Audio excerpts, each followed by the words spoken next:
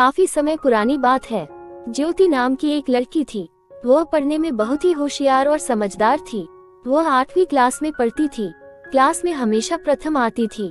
एक बार उसके टीचर ने उससे साइंस प्रोजेक्ट में काम करने को कहा। उसने अद्वितीयता से वहाँ प्रोजेक्ट पूरा कर दिया। उसके टीचर चौंक गए। उन्होंने बोला, ये तो 12वीं क्लास का प्रोजेक्ट था और तुमने बड़ी ही सरलता से इसे पूरा कर दिया। और यह कहकर उसके टीचर ने कहा, तुम आगे जाकर बहुत कुछ करोगी। धीरे धीरे उसकी सारी क्लासेस पूरी होकर एक दिन उसने 12th पास कर दिया। अब उसकी रुचि साइंस में बहुत थी, तो उसने साइंस के सारे सब्जेक्ट में ग्रेजुएशन और PhD करके अपनी पढ़ाई पूरी करी। और तब उसने वैज्ञानिक के पद के लिए आवेदन किया और कुछ ही दिनों में उसे वहाँ नौकरी भी मिल गई। अब वहाँ नौकरी तो मिल गई, लेकिन साथ ही साथ विनोद नाम का एक अच्छा दोस्त भी मिल गया, जिसने उसी के साथ ज्वाइनिंग किया। दोनों में बातचीत हुई तो पता चला वह तो कृष्ण भक्त है। ज्योति बोली, साइंस के विद्यार्थी होते हुए भी तुम्हें इन सब चीजों में रुचि है। विनोद बोला, हाँ ये सब भी होता है, भगवान भी होते हैं। ज्योति बोली, सब अंधविश्वास है, मैं नहीं मानती इन सब चीजों को। और उसे तो साइंस में इतनी रुचि थी कि साइंस के सिवा वह कुछ भी नहीं मानती थी। हर चीज में साइंस साइंस बस, बाकी वह सब अंधविश्वास मानती थी। अब उसे ऑफिस में एक दिन एक प्रोजेक्ट मिला, तो उसने विनोद से जाकर कहा। विनोद ने बोला, तुम यहाँ प्रोजेक्ट अच्छे से कर लोगी, पर पता नहीं क्यों मुझे ऐसा लग रहा है पूरा प्रोजेक्ट होने के बाद इसमें 1-2 कमी रह जाएगी। विनोद अपने आप में बहुत बड़ा भक्त था कृष्ण का, तो उसको कभी कभी कुछ चीजों के संकेत पहले ही समझ आ जाते थे। ज्योति बोली, हो ही नहीं सकता कि कुछ कमी रह जाए, तुम रहने दो, तुम अंधविश्वासी हो, ये बोलकर चली गई। अब कुछ दिनों में ज्योति ने वहाँ प्रोजेक्ट कंप्लीट किया और सर के पास ले गई तो सर ने देखा। पूरा देखने के बाद बोले, अच्छा है, लेकिन इसमें तो समय सीमा निर्धारित ही नहीं है। क्या इस प्रोजेक्ट की कोई समय सीमा नहीं है? ऐसे तो सालों तक चलता रहेगा। और ज्योति चौंकते हुए सर की तरफ देखने लगी और सॉरी बोलकर चली आई और आकर अपनी जगह बैठ गई। सोचने लगी, मैं ऐसा कैसे भूल सकती हूँ। इतने में विनोद वहाँ आया और बोला, क्या हुआ, हो गया प्रोजेक्ट पास? ज्योति उसे देखने लगी और बोली, तुम्हें पहले पता था, तुमने मुझे बताया नहीं।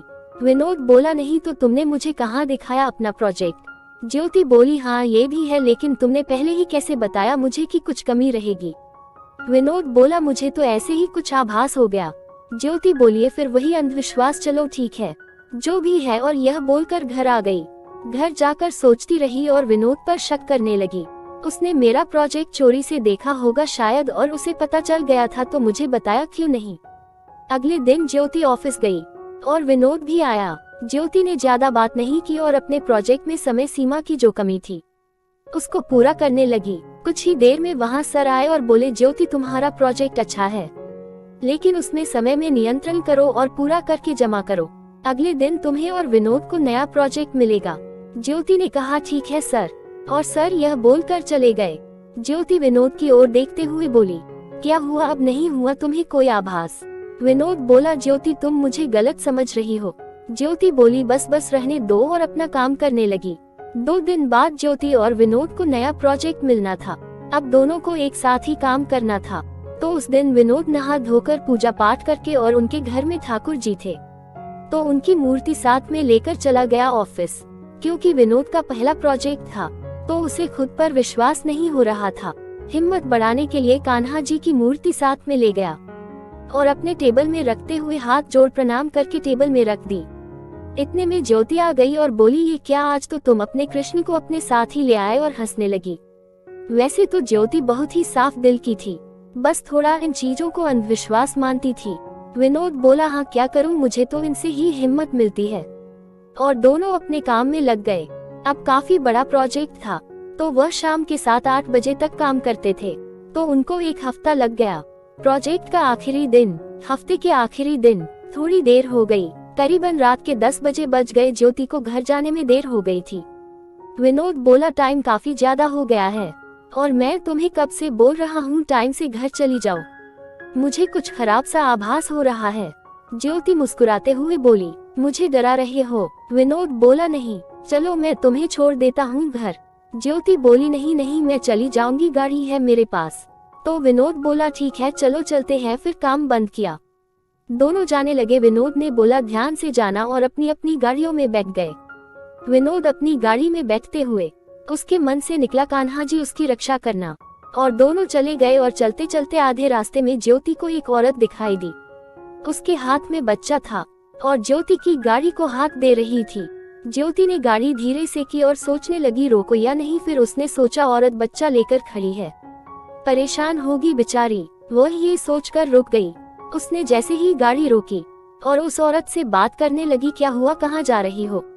वो औरत बोली, दीदी मेरी मदद कर दो। ज्योति बोली, क्या हुआ? और यह बोलकर गाड़ी से नीचे उतर गई। इतने में वहाँ 4-5 लड़के आ गए और उन लड़कों ने ज्योति को घेर लिया और तब तक वह औरत वहाँ से चली गई।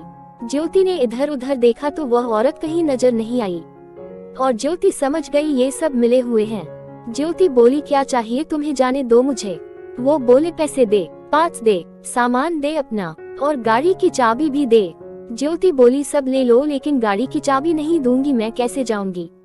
और वह सब ज्योति से छीन झपटी करने लगे, परेशान करने लगे। इतने में ज्योति का ध्यान विनोद की ओर गया। उसने सोचा वह सही बोल रहा था और अचानक से वहाँ एक लड़का आया। वह दिखने में खूब हटा कटा था। उसने उन लड़कों को मारा और बोला, पुलिस को फोन करता हूँ, और पुलिस को कॉल किया। थोड़ी ही देर में वहाँ पुलिस आ गई। पुलिस के आते ही वहाँ सब भाग गए और वह लड़का भी न जाने कहाँ गया। पुलिस ने ज्योति से उसका हाल चाल पूछ और उसे सुरक्षित घर छोड़ा। ज्योति घर आने के बाद सारी रात सो नहीं पाई। पूरी घटना के बारे में सोचती और घटना से ज्यादा उसको उस लड़के का ध्यान आ रहा था कि वह कहाँ से आया और अचानक से कहाँ गया। ज्योति सोचने लगी, मैंने उसे धन्यवाद तक नहीं बोला। अगले दिन सुबह ज्योति तैयार होकर फिर उसी रास्ते से देखती चली गई कि कहीं फिर से दिखे वह लड़का। उसने पूरा ढूंढा पर कहीं नहीं दिखा। ज्योति सोचने लगी कहाँ गया वो। फिर उसे ध्यान आया कि उसने पुलिस को कॉल किया था, शायद पुलिस के पास उसका नंबर होगा। वो पुलिस स्टेशन गई और उनसे पूछने लगी, कल आपको जिस लड़के ने कॉल किया था उसका नंबर होगा आपके पास तो मुझे दे दो, मैंने उसका धन्यवाद करना है। पुलिस वालों ने नंबर निकाला और उस नंबर पर कॉल मिलाया तो ज्योति का फोन बजने लगा। ज्योति आश्चर्यचकित हो गई। ज्योति बोली, मेरा फोन तो गाड़ी में था और गाड़ी लॉक थी, फिर मेरे फोन से आपको कॉल कैसे किया उसने? यह क्या हो रहा है, मेरी तो कुछ समझ में नहीं आ रहा। ये बोलकर वहाँ से चली गई। 2 दिन बाद ज्योति ऑफिस गई। ऑफिस में विनोद बोला, 2 दिन से कहाँ थी, सब ठीक है ना? ऑफिस क्यों नहीं आई? ज्योति बोली, हाँ ठीक है। और उसने बोला, परसों मेरे साथ एक घटना हुई। विनोद आश्चर्य से बोल, क्या? तब ज्योति ने विनोद को सारी बात बताई और साथ ही बोलने लगी, वहाँ एक लड़का आया, सांवला सा, मनमोहन और बहुत ही सुंदर, हटा कटा, लेकिन अचानक पता नहीं कहाँ गया। उसी ने मुझे बचाया उस दिन और 2 दिन से ढूंढ रही हूँ, कहीं नहीं मिला। विनोद हंसने लगा और कान्हा जी की मूर्ति को ज्योति के आगे रखा और बोला, यह है वह लड़का। ज्योति विनोद की ओर देखते हुए बोली, तुम फिर से वही सब बोलने लग गए। विनोद बोला, एक बार देखा तो लो पहले उनकी ओर। और तब ज्योति की नजर मूर्ति की ओर गई। मूर्ति को देखते ही ज्योति को सांवरे सलोने के अद्भुत दर्शन हुए। मूर्ति देखते ही ज्योति की आंखों में आंसू आ गए।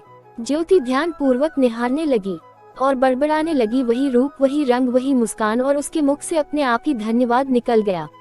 विनोद ने ज्योति को हिलाते हुए कहा, ज्योति हमारा प्रोजेक्ट पास हो गया। और ज्योति की खुशी का कोई ठिकाना ही नहीं रहा। उसने विनोद से कहा, विनोद प्लीज हाथ जोड़ के ये कृष्ण जी की मूर्ति मुझे दे दो। विनोद खुशी से हंसते हुए बोला, आ गई ना तुम भी इनके चक्कर में। और विनोद ने खुशी खुशी कान्हा जी की वह मूर्ति ज्योति को दे दी। तो ऐसे है हमारे कान्हा जी, किशन कन्हैया, उनकी लीलाएं अद्भुत है। बोलो राधे राधे। प्लीज कहानी पसंद आए तो लाइक कीजिए, सब्सक्राइब कीजिए और कमेंट में राधे राधे लिखिए।